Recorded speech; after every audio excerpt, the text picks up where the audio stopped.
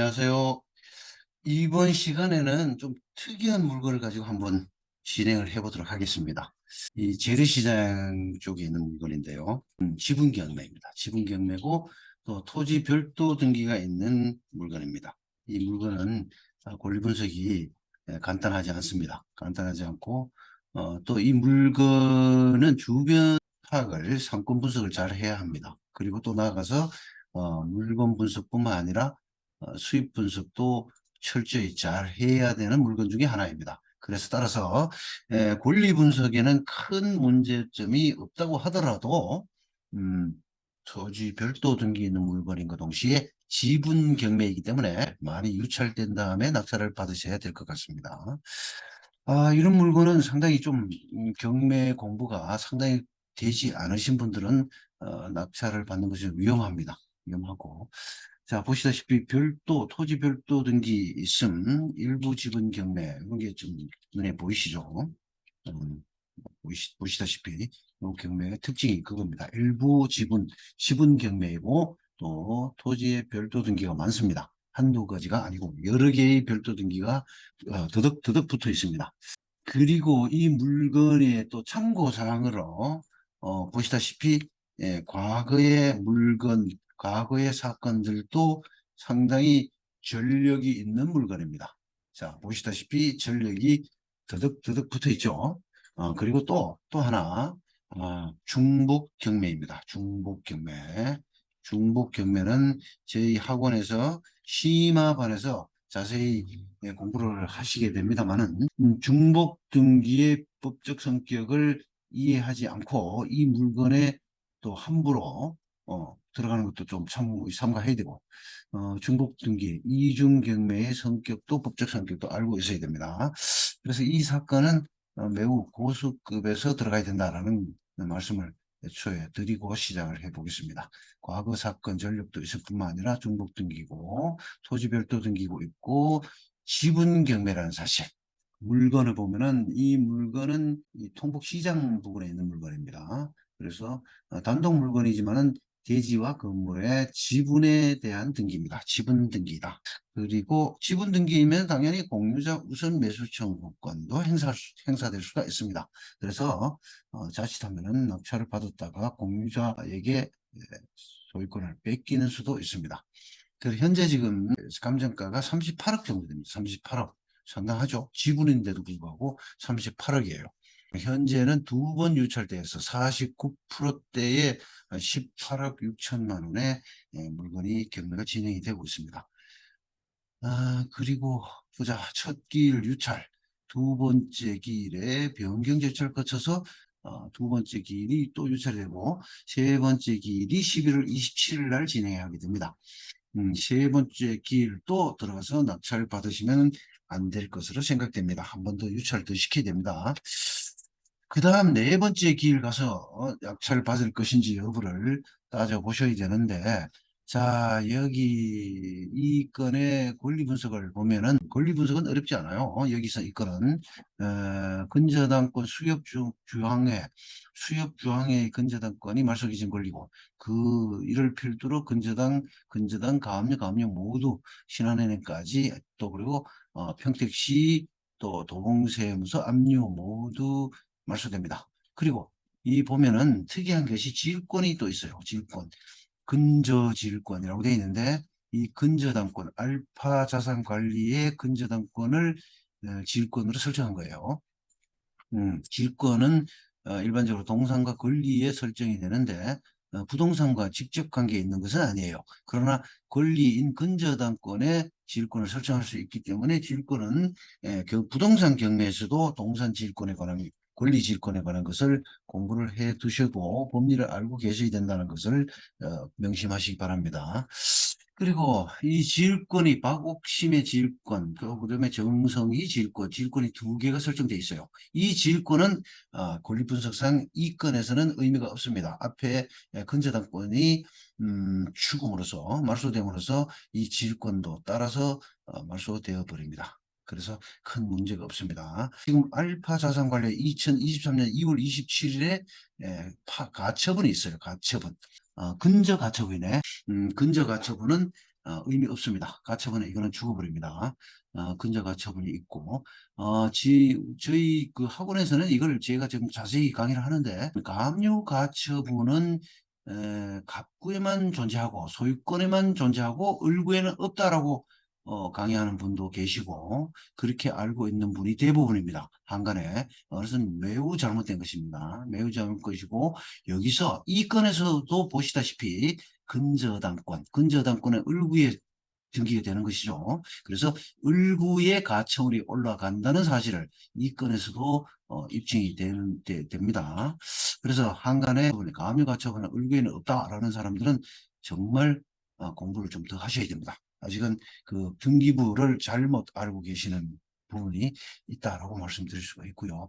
자, 이 건은 이렇게 권리 분석이 사실은 복잡한 듯 하지만은 간단합니다. 간단하고 자, 여기서 이 건에서 또 지적해야 될 것을 보면은 이 건에 대한 옥션에서 권리 분석을 해놓은 게 있어요.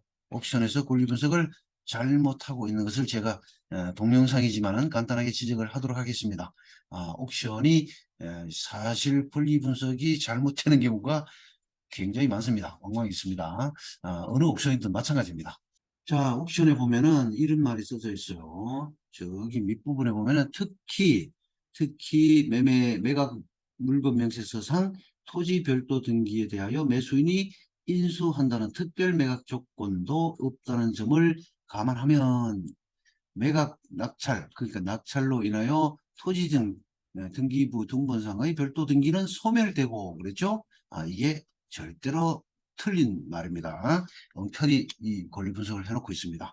이런 것들을 그들의 액면 그대로 믿고 어설프게 이것을 옥션을 믿고 들어가면 안 돼요.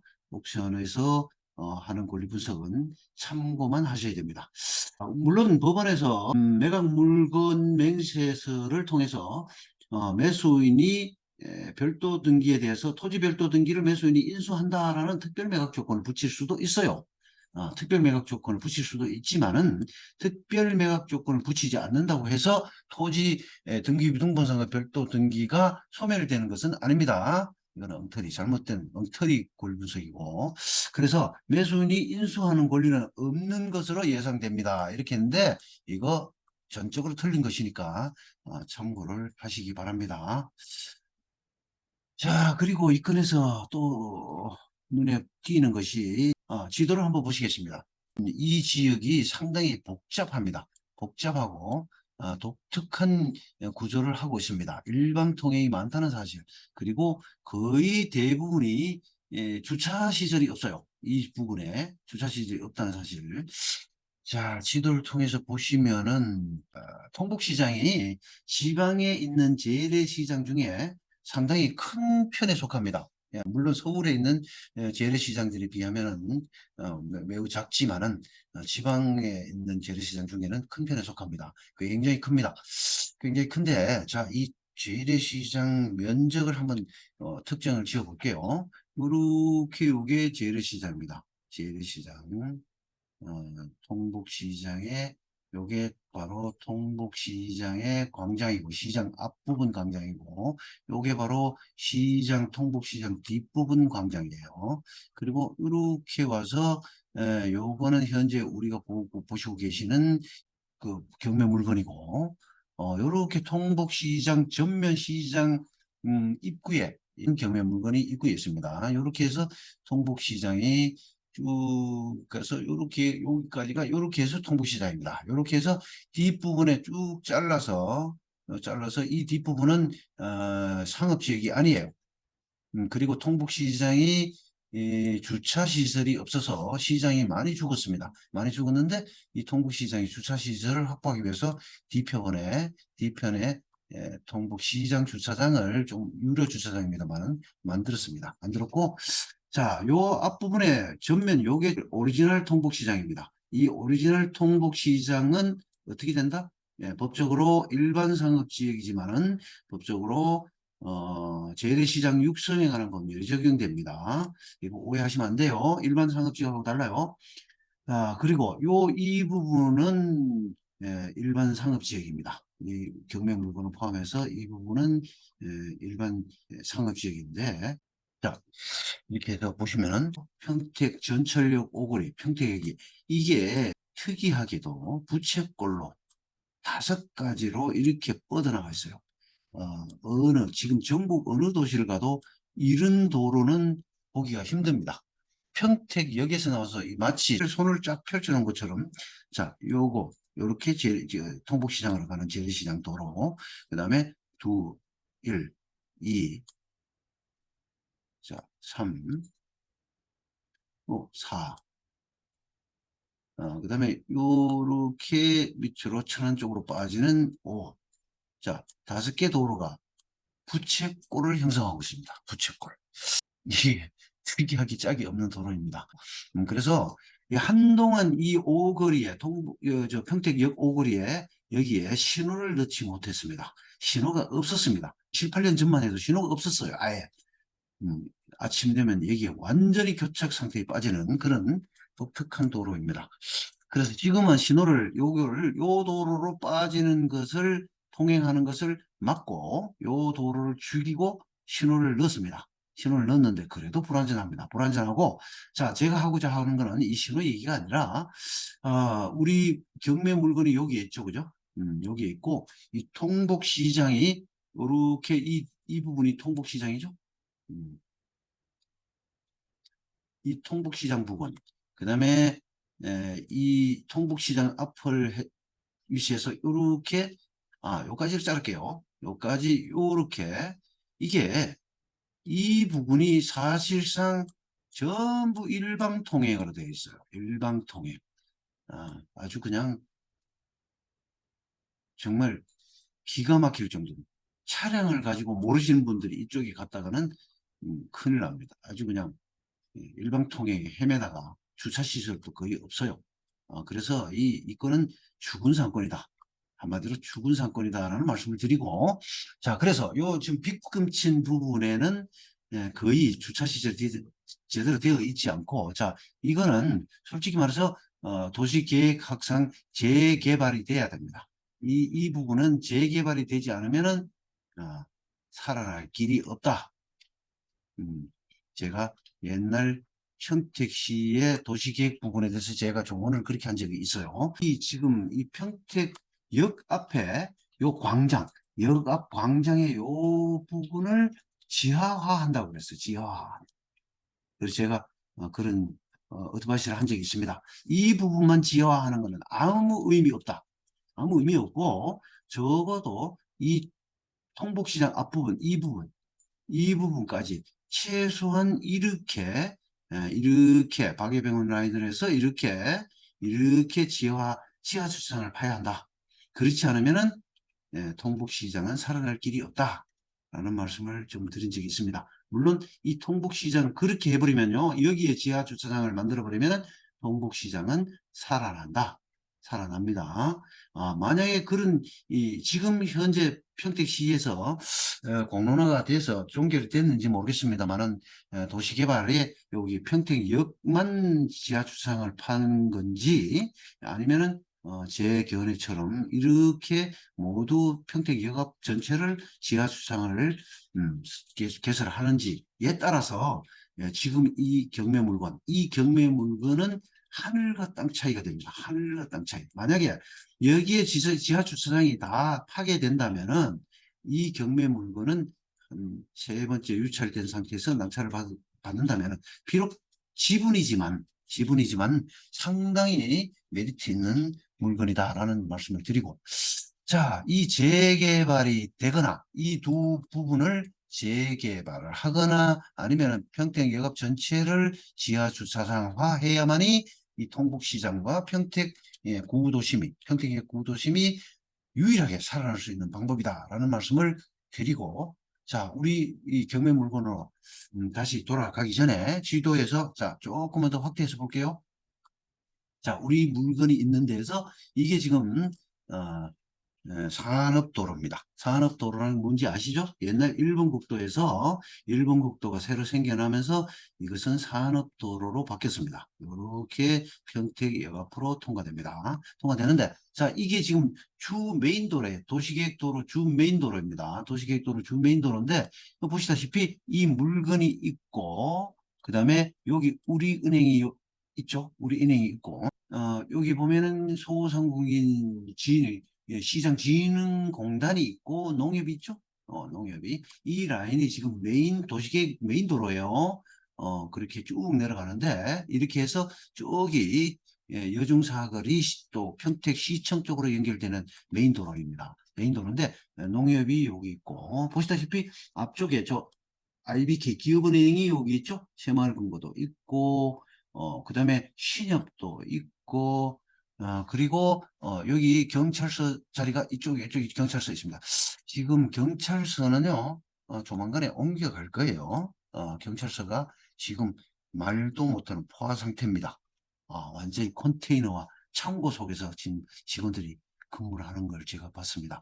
자, 여기 우체국이 여기 있고, 그 다음에 조금 내려가면은, 바로 여기 경찰서가 여기 있죠? 보이시죠? 경찰서가 여기 있습니다. 그래서 경찰서 5거리고 농협 4거리인데, 제가 이 부분에는요, 제가 옛날에 예, 부동산 중개사무소를 운영했던 동네이기도 합니다. 그래서 속속들이 아주 구석구석을 잘 압니다. 잘 아는데 이 부분이 이 물건 현재 경매 물건이 나온 부분이 재래시장을 끼고 있는 독특한 아까 오거리라는 사실, 그 다음에 일방통행이 많다는 사실, 주차장이 부족하다는 사실 등등 이 부분은 재개발 내지는 지하주차장화하지 않고는 도저히 살아날 길이 없다라는 말씀을 드리고 그래서 옛날에 제가 여기서 중개사무소를 할 때 이 부분에 평택역 그러니까 평택역을 나오면서 왼쪽 부분에 이 부분에 여기에 50층 그 주상복합 아파트를 지으려고 시도를 했어요. 어떤 모 회사가 시행사가 그래서 제가 저희 사무실에 왔을 때 그런 어드바이스를 한 적이 있습니다. 절대 짓지 마라. 절대 당신들이 50층은 성공 못한다. 네, 그러면서 여러 가지 그 이유를 제가 조목조목 말씀드렸는데 말 얘기를 안 듣더군요. 안 듣고 뭐 일개 공인중개사 우습게 보였던 모양이죠. 이 얘기를 안 듣고 지금 추진하는 걸로 알고 있어요. 35층으로 추진한다고 그러더라고요. 어쨌든 50층에서 35층 정도로 낮춘 것만 해도 상당히 발전적이다, 진취적이다라는 말씀을 드리고 자, 또 하나 그리고 여기에 지금 그 35층 아파트가 들어오게 되면은, 주차 문제 심각합니다. 그래서 사실은, 교통영향 평가를 제대로 확실하게 해야 됩니다. 그리고, 이 물건 이 부분에, 요 부분 농협이 있죠? 예, 농협 뒷부분에 보면은, 자, 여기가 이렇게 유료 주차장, 개인이 운영하는 건데, 제가 이 부분을, 꿈의 도시 두드름이라고 보이죠? 요거는 제가 개발했던 곳이에요. 제가 25층 주상복합을 오피스텔이죠. 개발했고요. 요 부분을 사실상 또 개발을 원래 이 두드림하고 여기하고 동시에 개발해서 이 도로 부분을 평택시로부터 허가를 받아서 어, 음, 도로를 그대로 살리고 도로 위쪽으로 연결해서 쌍둥이 빌딩을 계획을 했었는데 자, 이 토지주가 정말 조선시대 사람이라고 할 만큼 아주 답답하고도 아주 특이한 사람이었어요. 그래서 이분과 몇 년에 걸친 그 중개 거래에서 몇 년에 걸친 협상에서 결국은 실패했어요. 실패했는데 제가 웬만하면 성공을 하는데 이분은 2년 가까운 세월을 핸들링해서 실패를 했어요. 그리고 나서 이 지금 토지주는 아마 지금 좀 눈물을 흘리고 있을 겁니다. 눈물을 흘리고 있는 이유가 이 토지에는 보면요 이쪽이 평택역까지요 원래 여기 조금 내려가면 여기 조개터라는 명칭을 가지고 있어요.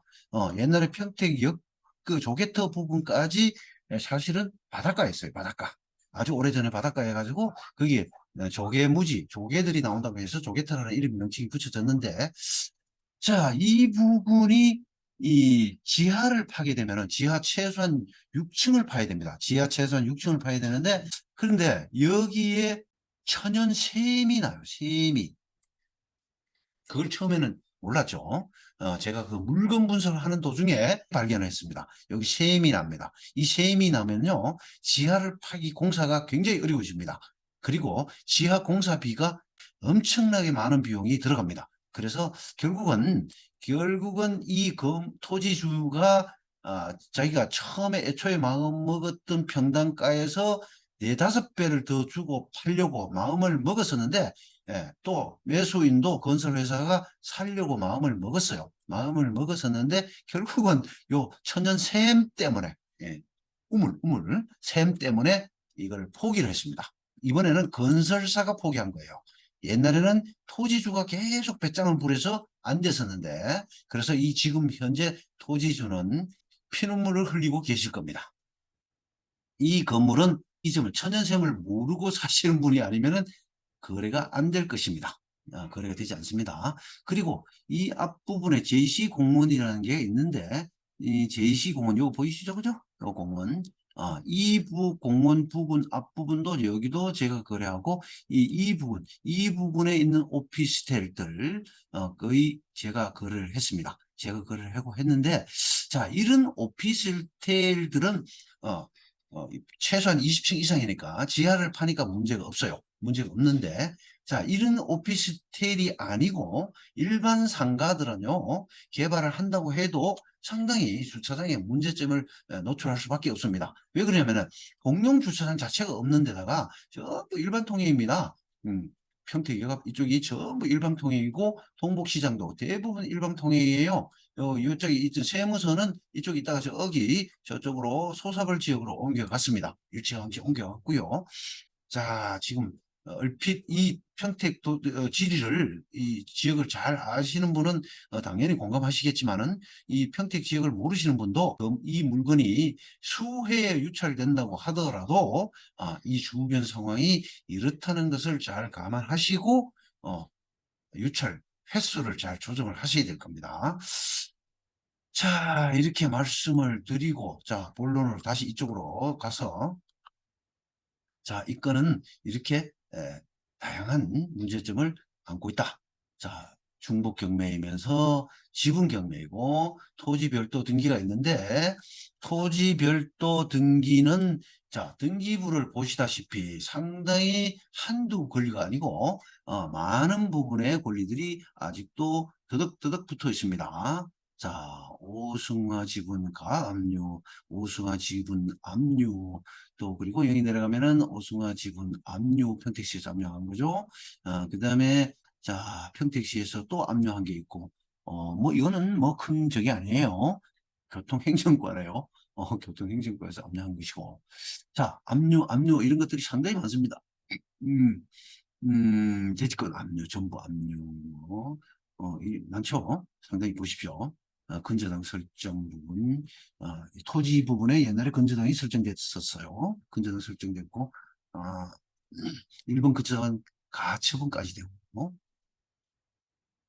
음, 실권 설정도 됐고. 자, 이 정도면 보셔도 아실 겁니다. 좀, 토지 별도 등기 있으면 그 별도 등기가 상당히 복잡합니다. 복잡하기 때문에, 음, 옥션에서 권리 분석을 했듯이, 과연 이게 토지 별도 등기가 특별 매각 조건이 붙어 있지 않다고 해서 소멸되는 게 아닙니다. 다시 한번 반복해 말씀드리고, 그렇게 오해하시면 안 되고요. 이 지분 경매이고, 토지 별도 등기를 자칫하면은 매각 매수인이 인수할 수도 있다라는 사실을 꼭 명심하시고, 토지 별도 등기를 어떻게든 해소하는 차원에서, 그리고 나서 해소하시고 추후에 걸쳐서 유찰이 된 뒤에, 그리고 이 통북시장과 평택역 지하철역 앞부분이 지하 주차장이 건설된다는 전제하에, 또 재래시장이 다른 어떤 발전을 한다는 조건 하에 낙찰을 받으셔야 할 것입니다. 자, 오늘은 이렇게 재래시장에 관한 특이한 물건을 소개해 드렸습니다. 다음 시간에 다시 또 특이한 물건으로 찾아뵙도록 하겠습니다. 여러분 수고하셨습니다. 감사합니다.